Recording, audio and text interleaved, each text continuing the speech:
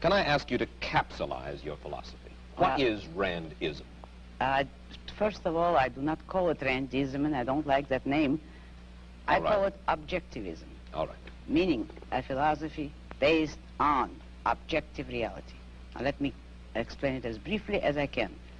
First, my philosophy is based on the concept that reality exists as an objective absolute. That man's mind, reason, is his means of perceiving it. And that man needs a rational morality. I am primarily the creator of a new code of morality which has so far been believed impossible, namely a morality not based on faith. On faith? Not on faith, not on arbitrary whim, not on emotion, not on arbitrary edict, mystical or social, but on reason, a morality which can be proved by means of logic, which can be demonstrated to be true and necessary. All right, all right. Now, may I define what my morality is? All right. Because this is merely an introduction. My morality is based on man's life as a standard of value.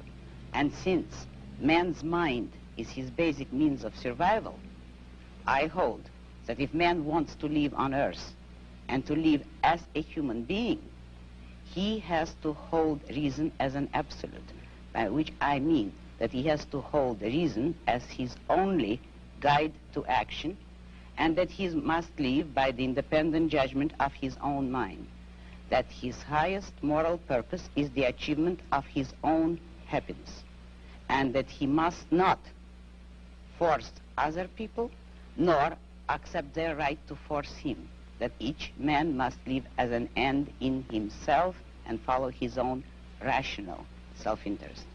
And now, what is self-sacrifice? Yes, what is self-sacrifice? You say that you do not like the altruism by which we live. You like a certain kind of Ayn Randist selfishness. I would say that I don't like is too weak a word. I consider it evil. And self-sacrifice is the precept that man needs to serve others in order to justify his existence, that his moral duty is to serve others.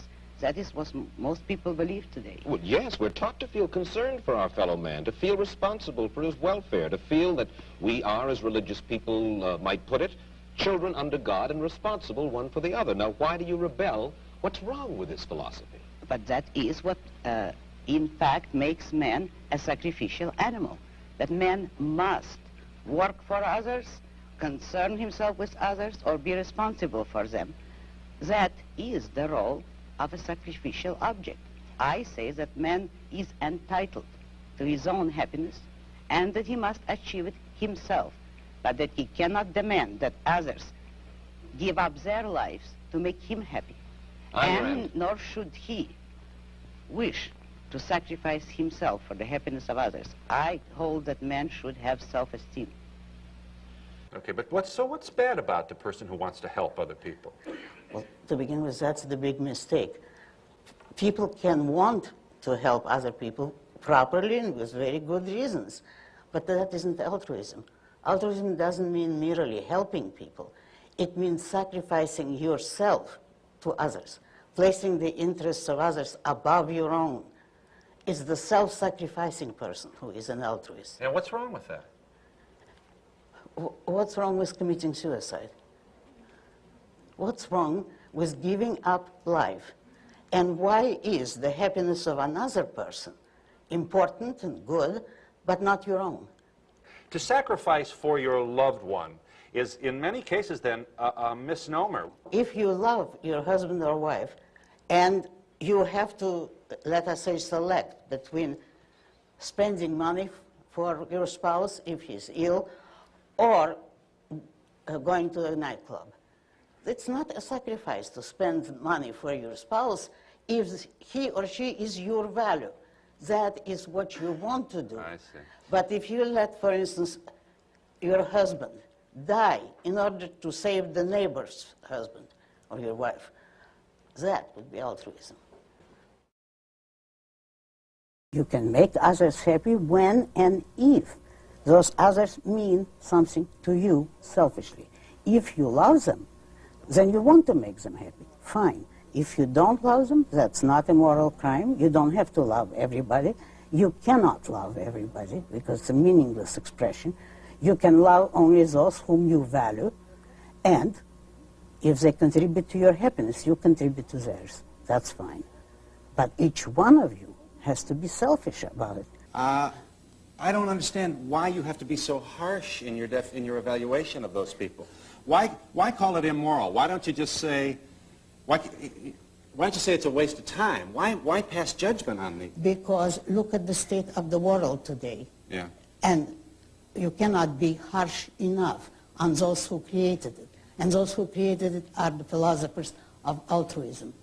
It's those who preach self-sacrifice, selflessness, self-abnegation, all the anti-self theories, which means anti-man. All those who demand man's sacrifice, they have succeeded, and look at the results in the world. That's a theory or a way of life or a philosophic idea which is advanced by religions, that we should sacrifice for others. That's right. All right, I want to make sure I understand you, Miss Rand. Why is it so... I'm still not quite sure why you're so harsh on those who would sacrifice for other people. Because they don't hesitate to sacrifice whole nations. Look at Russia. Communism is based on altruism. Look at Nazi Germany. The Nazis were more explicit than even the Russians in preaching self-sacrifice and altruism, and self-sacrifice for the state, for the folk, the people. Every dictatorship is based on altruism. Now you can't fight it by merely saying it's a difference of opinion. It's a difference of life and death. If a life can have a theme song, and I believe every worthwhile one has, mine is a religion, an obsession or a mania, or all of these, expressed in one word: individualism.